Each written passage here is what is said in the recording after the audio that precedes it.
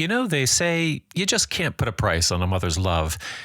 And that's great for the guys running a global racket that doesn't want to pay for most of what women do.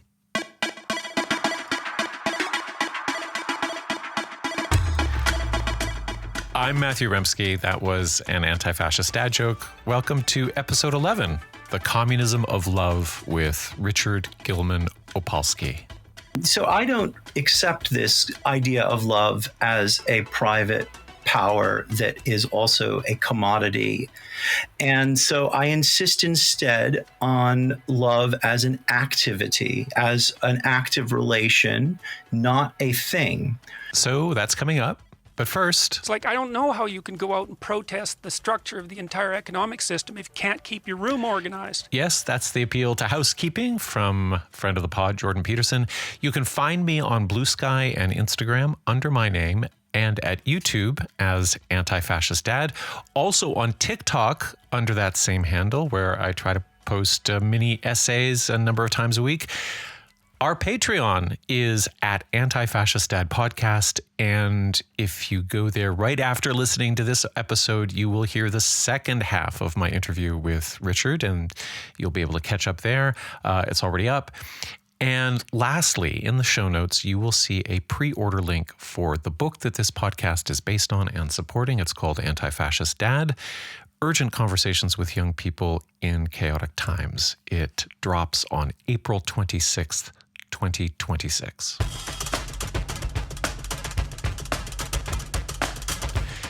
In fascist, squish, and anti-fascist news of the week, I'm going to keep it local this time with a single quote from a media scrum with the Ontario MAGA-style Premier, Doug Ford. Here he's basically summarizing the fascist capitalist alliance in a single answer to a reporter about a Canadian manufacturer of armored cars getting a contract from ICE. Our manufacturer in Brampton provides armored cars for a lot of people. ICE, the enforcement agency in the States, has just ordered 20 cars from ICE.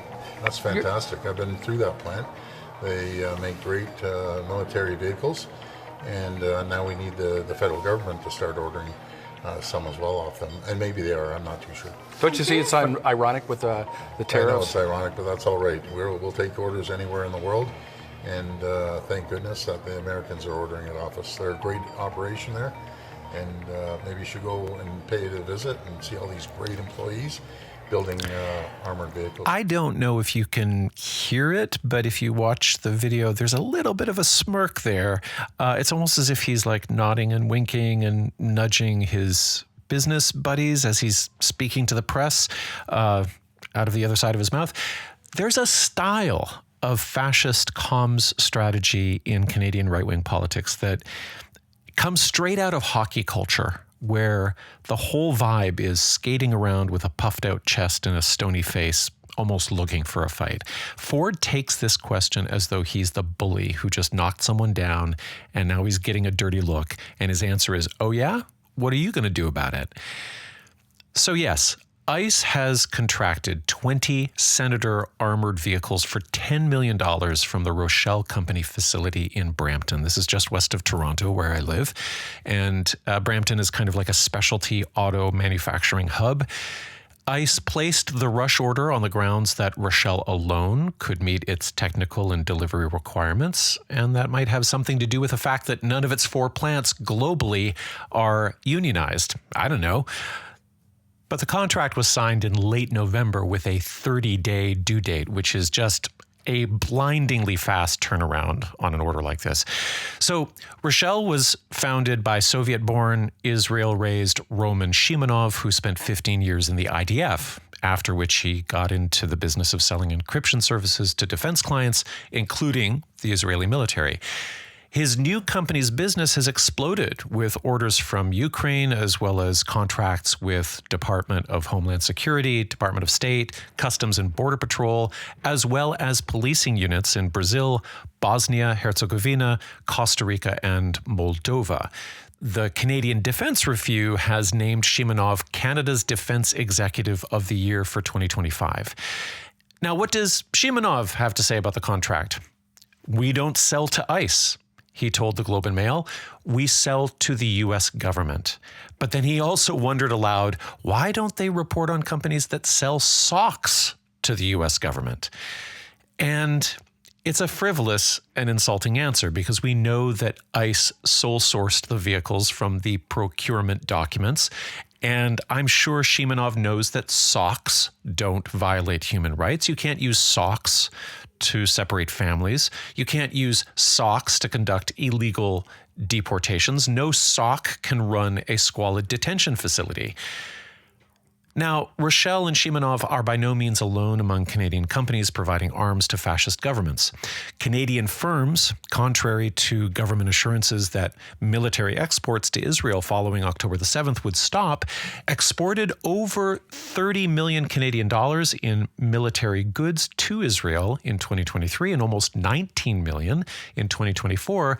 And independent researchers have identified nearly 9 million more Canadian dollars in aircraft parts exports in just the first half of this year. Now, there's something about these stories in which reporting out all the slimy details feels both scandalous and banal. It's scandalous because it's really hard to believe that anyone with a conscience would sell weapons to facilitate war crimes, but it's banal because it's standard practice. Arms companies routinely sell weapons to governments that are widely known to be oppressive or to be committing war crimes. Throughout the 20th century, this pattern was a structural feature of global arms trade, shaped by imperial rivalries, Cold War geopolitics, and of course, profit incentives. So when Shimonov says we don't sell to ICE, we sell to the government, he's not just being an evasive jerk. He's echoing the old trick of the arms tycoon, deferring responsibility for how the equipment will be used to the government. Now, of course, the buying government will say that the reasons for the procurement are classified, and then the selling government can turn around like Doug Ford and say, hey, we're allowed to buy and sell. What are you going to do about it? So all the way up the line, you find one jerk after another shrugging their shoulders and filling their pockets. Now, who are the squishes in this segment? Well, you could take your pick of mainstream news outlets reporting this in some matter-of-fact tone, but they absorb that tone from industry and economy wonks who comment on the success of Rochelle's business model as if that success wasn't soaking in blood. In learning about what Shimonov has pulled off here, I went through a bunch of automotive blogs, fact sheets, and business reports, praise quotes from Brampton politicians, as well as the Canadian Defense Review article on him. And what I learned is that Rochelle's boom is solutions-based, meaning he's solved money problems for his clients. Armored vehicles typically cost over $1 million each, sometimes much more, but the Senator's unit cost is half that because Rochelle builds its military capsule portion on a Ford F-550 chassis and cab. So this is Ford's heavy-duty chassis that firms can purchase off the assembly line for modification. It's just the cab and engine and the flatbed with the back axle and wheels. And the Ford plants are already pumping out between 1,000 and 2,000 of these units per month in North America. Now, anyone can purchase one of these chassis and do what they want with it. But if you're Shimonov or any other reseller who wants to benefit from Ford's ongoing support of the vehicle with warranties, its global parts network, existing emissions certifications, and service bays, they have to get vetted as an official upfitter by Ford, demonstrating manufacturing competence and ensuring no modification voids the warranty. Now, Ford gives out its qualified vehicle modifier sticker to firms based on quality, engineering, safety, and facility standards.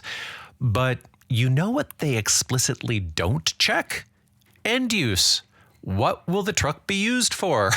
There's no buyer who has to disclose whether the truck will be used for military, police, or border security applications. No buyer has to pass a human rights assessment or screening.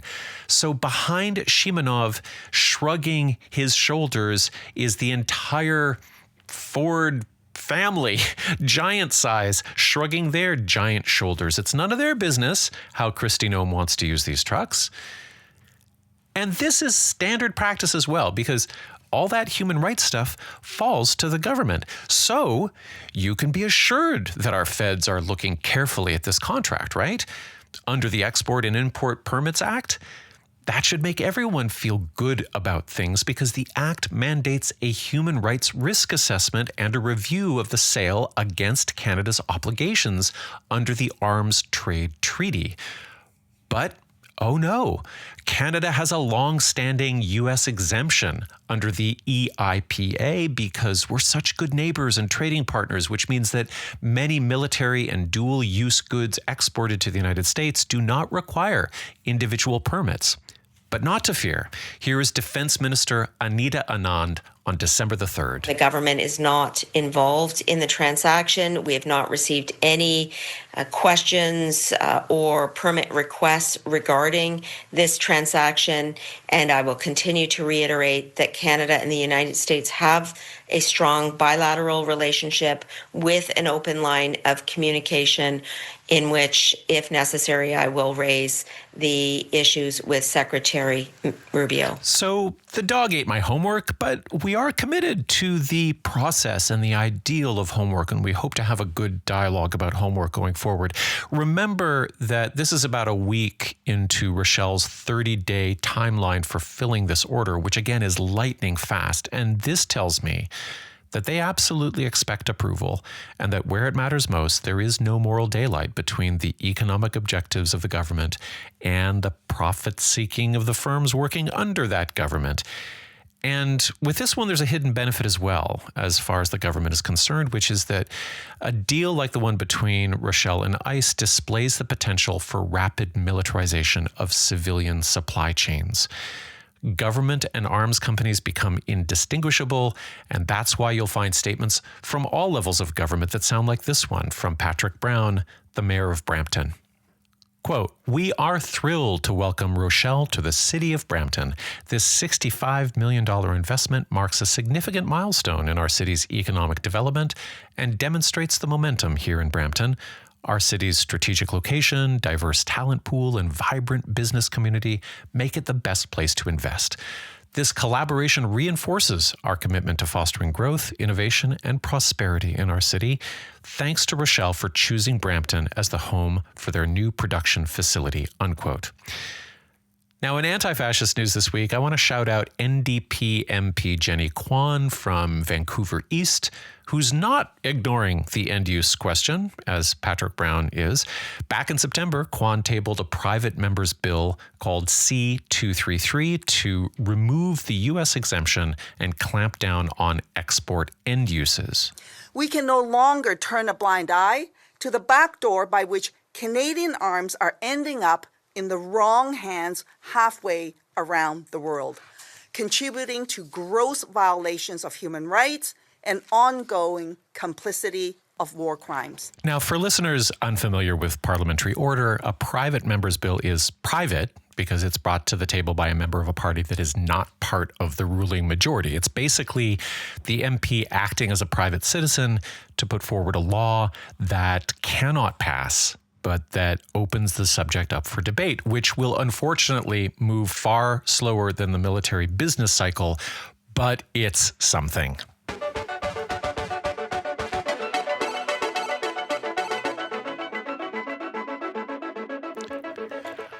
Hopefully, the labyrinthine Rochelle story helps to illuminate just how different the world my guest today envisions. Richard Gilman-Opalsky is a professor of political science at Illinois University Springfield. He specializes in the history of political philosophy, continental and contemporary social theory, Marxism, capitalism, autonomist politics, postmodern philosophy, critical theory, and global uprisings and social movements. He's got a bunch of books, including Unbounded Publics, Transgressive Public Spheres, Zapatismo and Political Theory, Spectacular Capitalism, Guy Debord and the Practice of Radical Philosophy, and Precarious Communism, Manifest Mutations, Manifesto Detourned, and a few others. But today, we're going to be talking about his incredible book, The Communism of Love, an inquiry into the poverty of exchange value. Oh, and do you hear that music underneath? the drumming especially. Richard is also a highly skilled improv, jazz, and experimental music drummer. And here he is with his friends Ye Big on bass clarinet and Adam Larison on guitar in Springfield.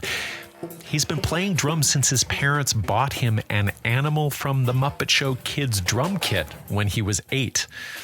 So that's very cool. And we talk about that a bit as we get into our conversation. Now, Richard's book is about how the capitalist system fails to appropriately value the experiences and relationships that human beings treasure most. And for Richard, love, if it's taken out of its common tit-for-tat transactional forms, can function as a communist power that challenges the logic of capital in organizing our lives. Love also expresses a universal longing for a communist-type relationality. And when that's frustrated, it can manifest in revolts aimed at creating or restoring humane relations against a monetized existence.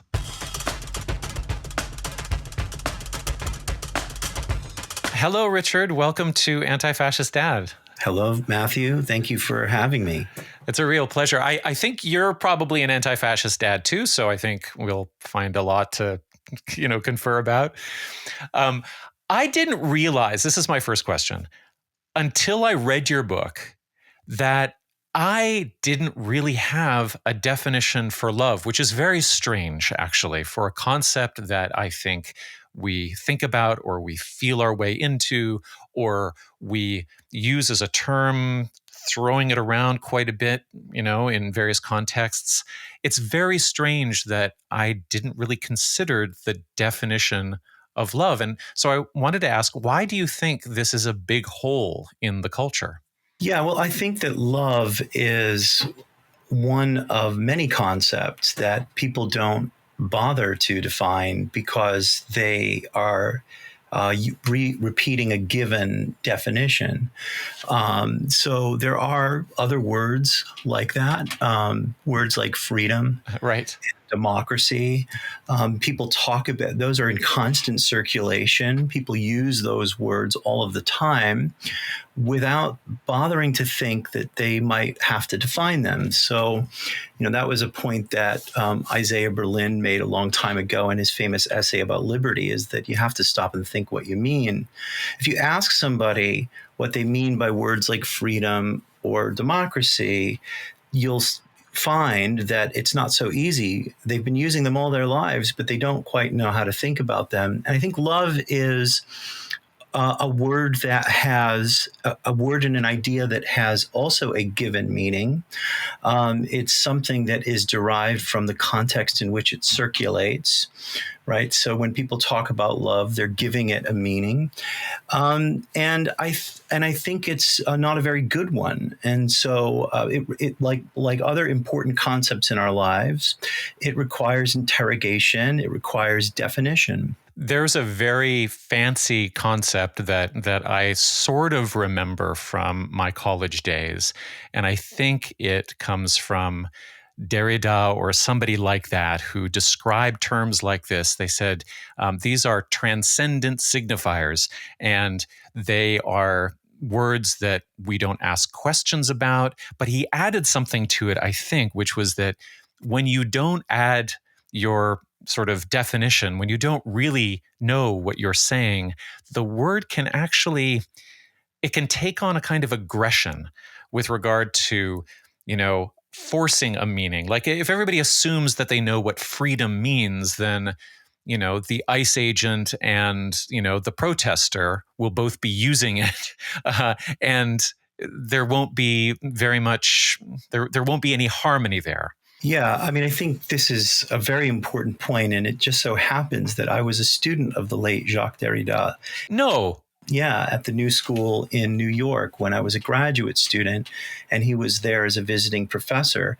I think that's a very important insight of Derrida's, which is that there's force behind the meaning of a lot of words that are given.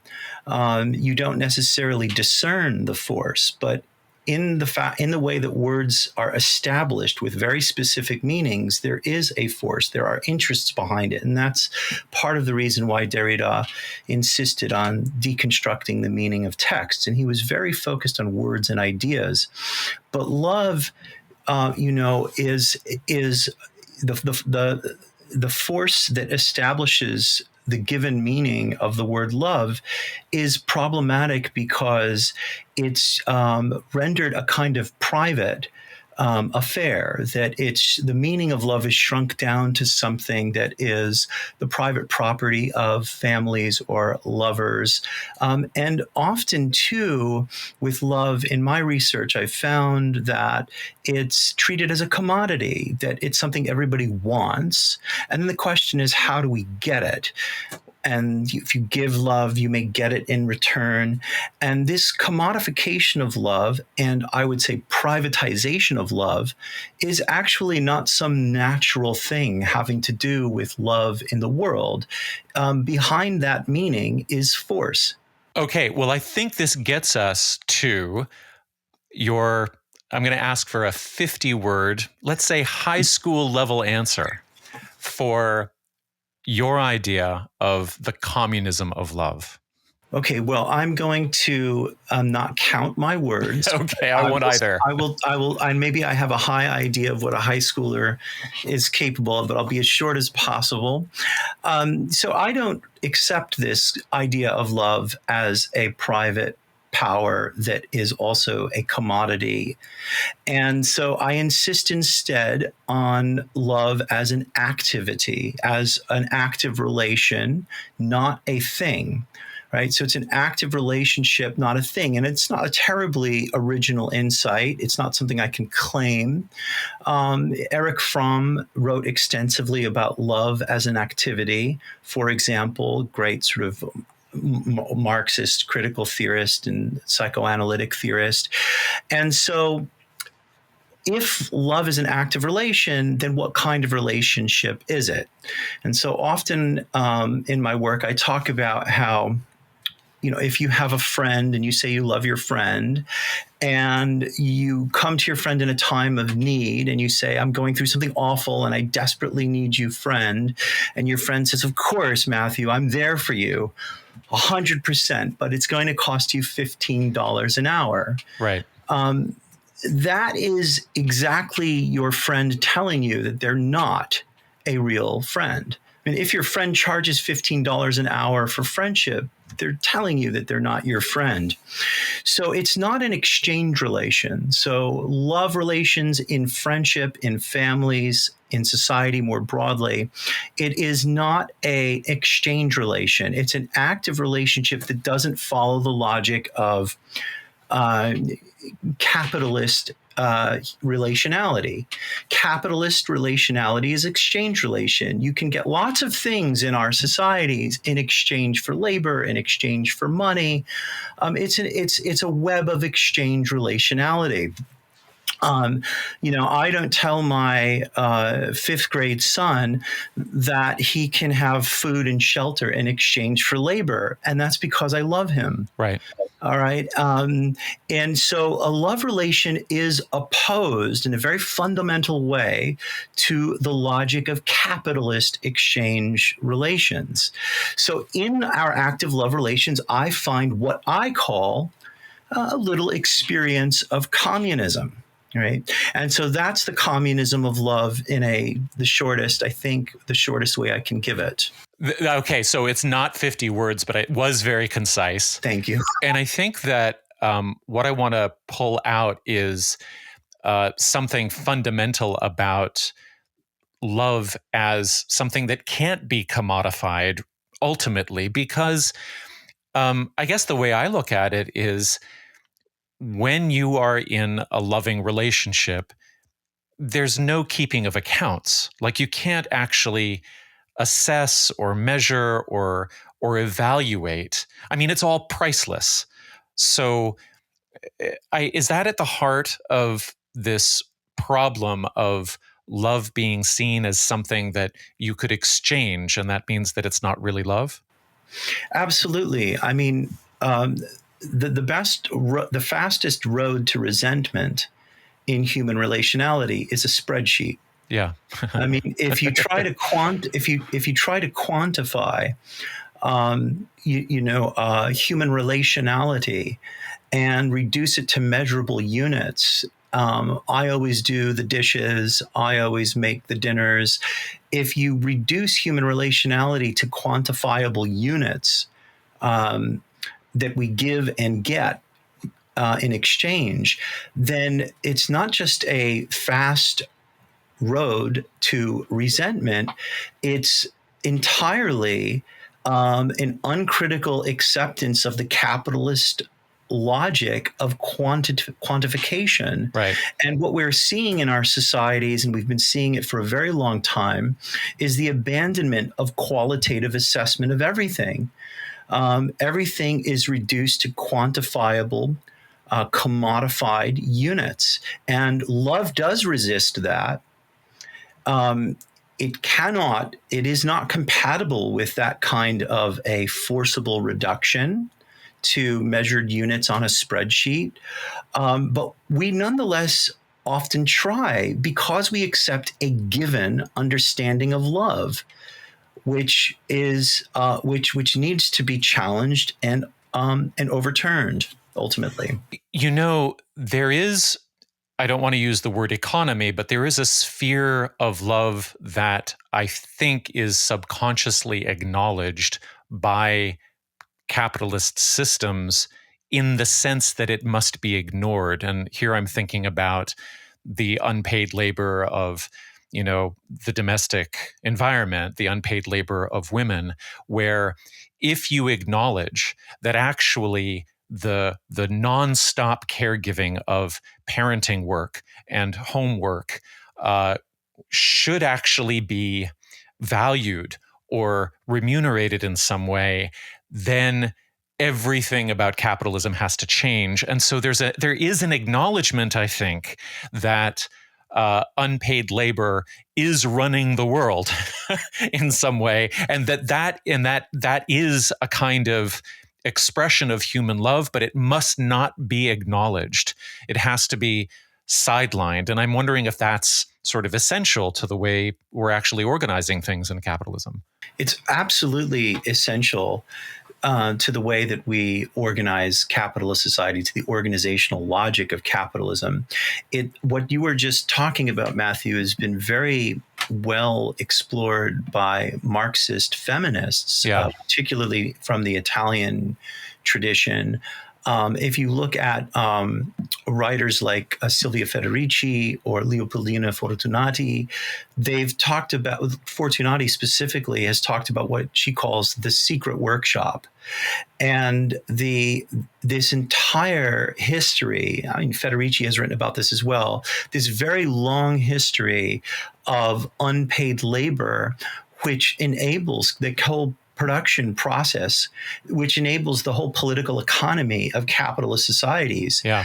And then when finally there is some confrontation there, as the Italian feminists and in New York as well did with wages for housework, and they press and they say, we should be paid. The real challenge is in the fact that it can't be paid for. Imagine the back pay. It's impossible. The whole history of capitalism depends upon, this endless extraction of surplus labor, which is gendered. Yeah. And it is also, as you rightly point out, and Fortunati is very good on this point as well, it is also dependent on a certain abuse of the concept of love, right? So that the woman works in the secret workshop for free because she loves her family. Right. All right. And so if she loves her family, she shouldn't have to have wages for love. That's its own reward. If she is seen as loving, then that is its own reward. Exactly. So then, in that context, the concept of love is weaponized against women in that setting of domestic labor. This show is about how parents and caregivers and children supporting each other can actually be or is fundamentally a political act, and I believe can naturally teach us about anti-fascism. And you have one paragraph near the start of your book that for me really sums up the kind of wisdom that the parent or the caregiver, I think, has to develop if they want to get the most out of this idea. So your overall point is that, loving someone means wanting to participate in who they are becoming, even when you don't know what that will look like. And in the passage, you focus on your kids. So I'm going to just read it to you and ask about certain ideas on the way. Quote, "With my own young children, presently 12 and 5 years old, it is not controversial to say that they are not yet the beings that they are becoming." Okay, so I don't think it's controversial either, but why is this so hard for some parents to really accept? Well, this is a great question because it really gets to the beating heart of the problem of love as an activity. It's hard for parents to accept because partially, there are many reasons I would say, but part of the reason why it's hard for parents to accept this is that we are not supposed to not know. Parents, this has something to do with a particular model of parenting, are supposed to have answers. That's one part of it. That's not the whole.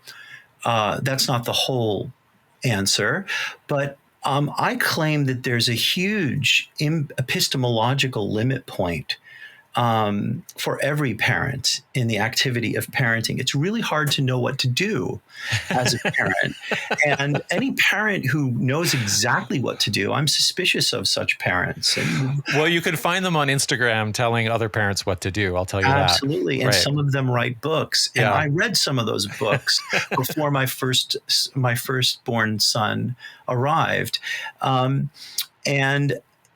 think it's a problem because we don't. I sometimes wonder. I was reading a book by Franco Berardi called "Quit Everything," in which he argues it's not even ethical to bring children into this world. Right. This world is a place that does immeasurable harm, not only to children, but definitely to children. Children living in a war zone, children surviving or trying to survive a genocide with their families being blown apart. And even in other parts of the world, living inside of a frenetic and psychologically precarious world full of anxiety, insecurity. And in psychology, there's this really crucial concept of future-oriented thinking. And psychologists will tell you to worry if your child if there's no evidence that they're having any future-oriented thinking. But what is future-oriented thinking for a child raised in a world where they think that their lifespan is longer than that of a habitable Earth? Right. We're living in a time where we don't know how to do it. And I think we have to sort of not pretend to know everything that will happen.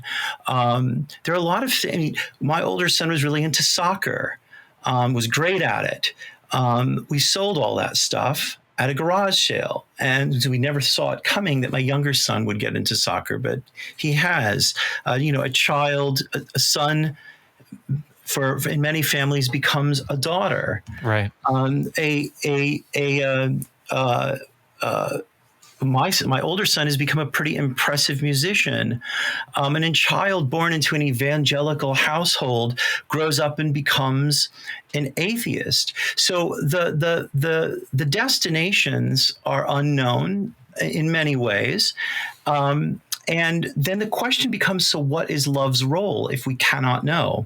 If we cannot know how to do this, if we cannot know, and if we're suspicious of the knowledge of experts on Instagram who know every answer to every problem of parenting, but if we don't believe that, and we can confess a real epistemological limit point in parenting in the world, such as the world is, then, I think we have to ask the question, what is love's role?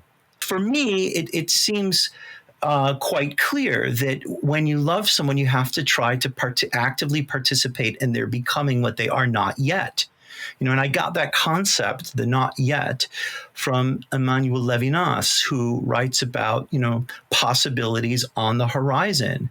As a communist, as a revolutionary, I'm intimately committed to possibilities, horizontal possibilities of becoming, not just of family members and friends and comrades who I love, but in the world that we live in this upside down world that we inhabit, which I think we have to say has to become something else. So we don't have to know exactly what the world will become. We don't have to know exactly what our children will become. But as human beings, we have to try to participate in transformative becomings. I think it's the opposite of the anxiety of control as well, which is really, I think, what a lot of the parenting based upon the expectations in your particular investments is about. It's like if I do this correctly for my child, then the outcome will be X. There will be success in this realm, or they will have a good job, or they will be set up for this particular experience. And, I suppose it's always going to be natural to look ahead somewhat to some, beneficial or, I don't know, enriching circumstance that you would want to have. I think that's very natural, but it's very easy for those parental investments to become almost like, I don't know, mutual funds or something like that.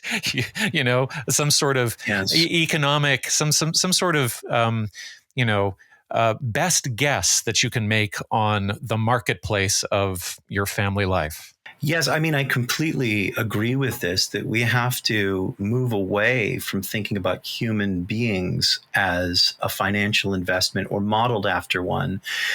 But, this point about looking forward and having to have some horizontal idea is very good. Mm-hmm. And it's not something I don't think I wouldn't argue we should abandon that. Yeah.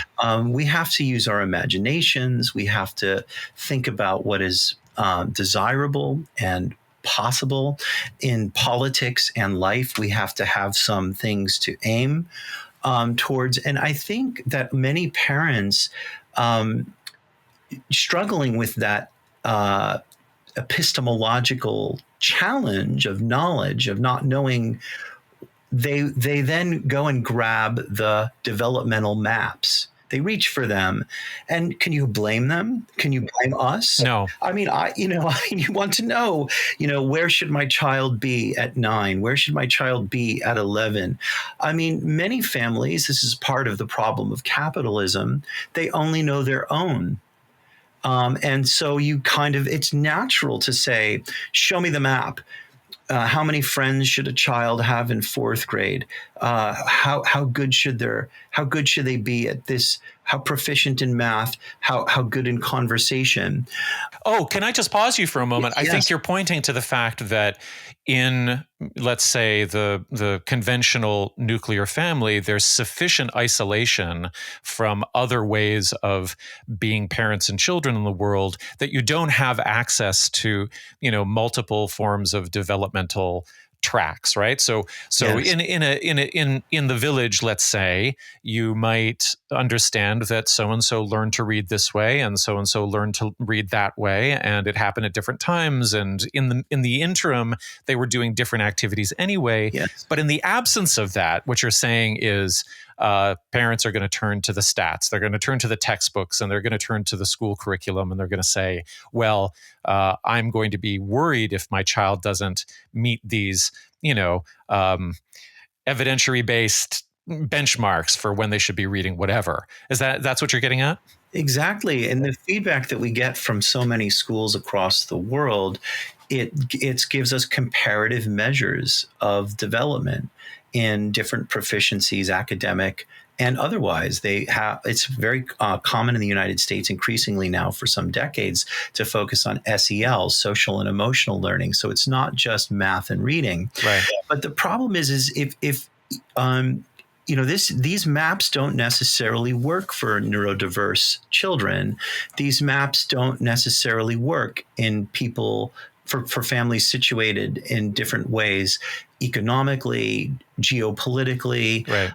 And they may not even work for neurotypical children because these maps were written in a different time. They were developed in a different time, and technologically, right, and ecologically and psychologically, I would say on those three areas specifically, technology, psychology, and ecology, so much changes so quickly that we really need to rethink the map all of the time. So right. I mean, I think it's hard to throw away the map because for many parents, it's the only way that we get some sense of how we're doing, how the school is doing, how the community is doing, how the family is doing. Right. But it's a very problematic way to deal with human development. So I was in the middle of quoting this paragraph. I'm going to get back to it. You write, but what do I want my love for my children to do in the world? Do I want to ossify my children just as they are, making them into static objects of my love? This is in no way an ultimate hope or aim, in no way the interest or orientation of love. What I really want to do is participate in their becoming what they are not yet, but could be and desire to be, a future being that I cannot yet specify, a being to be determined. How does one participate in a person becoming what they ought to be when neither the love nor the beloved knows yet what he is? How can I assist my beloved children in becoming what they are not yet, beyond my own limited sense of possibility? This is precisely what I want to do with my love for my children. Okay, so these are sentences for the ages, I have to say, Richard. And I just want to say, like, how long did it take for you to come to this? Because I don't think this is just about study. Yeah, I mean, it's a very hard question for me to answer. My best guess is that it probably took my entire life up to the point that I wrote those words for me to come to them. Part of it is coming to a certain orientation as a parent in the process of parenting. Right. Right. So you have some experiences with human flourishing, as it were, as trying to participate in the flourishing. I quite prefer to think of human flourishing instead of human development because of a lot of the problems of the concept of development associated with the concept of development. But so in that sense, I would say that my children played a dialectical role in the development of my view. Right. But then there's also other variables. I mean, I am a philosopher. I am a revolutionary. I'm also an improvising jazz musician. I did not know that. Yes. In fact, my next book, which I've just begun, is called Revolution and Improvisation. And the subtitle is the epistemology of not knowing what will be. Oh, wow. And so it's really about creating or participating in the creation of something, or co-creating or co-participating in the becoming of something without knowing exactly what it will be. And so I had those orientations as a musician, as a philosopher, as a revolutionary before I had children. But certainly my children, my experiences with parenting, and then there's also the research into love as a commodified concept, a concept of, the idea of love as a commodity itself, which many other people have dealt with. So you're right, it's not just scholarly research. But I also hope that sort of these very particular contingencies that are so personal about me and my life, my hope is that there are some insights there that are generally resonant widely. One doesn't have to be a philosopher or a improvising jazz musician to understand what I want to say about the communism of love. I've known a lot of musicians. I've done a fair amount of music myself. I never was able to improvise because my training in piano and then pipe organ actually later was really by the book and quite rigid and non-exploratory. And that's kind of it's something that I kind of grieve. And if I ever get back to a keyboard, maybe I'll try something else. But it makes me wonder whether practicing, knowing what the sort of basic patterns and possibilities are within, your basic tune, and knowing that you're going to take it somewhere else, but you're not necessarily going to leave the planet, although you might, and then you'll come back. Did that teach you something about the moment of uncertainty in parenting? Because I can imagine that there are a number of improvising musicians who are fine doing that on their instrument, but then when it comes to their kids, something really locks down in them. Yeah, I mean, Matthew, I want to just push back on the first point that you made when you said you were never able to improvise. You were. When you first sat down before a piano, the first moment that you put your fingers on the keys, when you're trying to figure out what sound it makes, it's improvisation, it's experimentation. If you give a young child a toy drum or a xylophone, it's improvisation. And then when you say by the book, the book comes in as a way of saying that you can't do this very well, you can't do it right, you can't do it you can't achieve excellence by improvising. And so I think, I think I was quite surprised, naive as I was, about being a parent, how much I would need to improvise. I mean, so much of what I've had to do as a parent is improvisation. And it is a kind of collective improvisation because you have to respond to what the other person is doing, whether it's your partner, whether it's other people in society. So there's a whole collective improvisation. And I do think that people they're not comfortable improvising, which was a part of your own point as a piano player, right? I mean, it's a level of comfort with improvising, but I think that improvisation is necessary. Right. And it requires a certain openness, and that perhaps we will see may get us more concretely to the question of fascism. Because there were certain forms of music that fascists in the 20th century despised for many reasons. Well, exactly.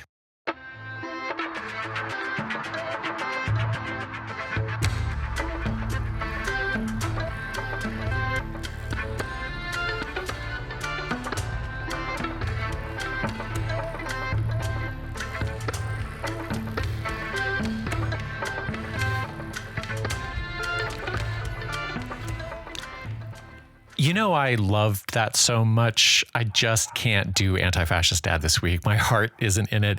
So that's the show. In part 2 with Richard, we continue our discussion of music and jazz. We look at the tension between fascist modes of total control and the need for freedom in development and radical politics.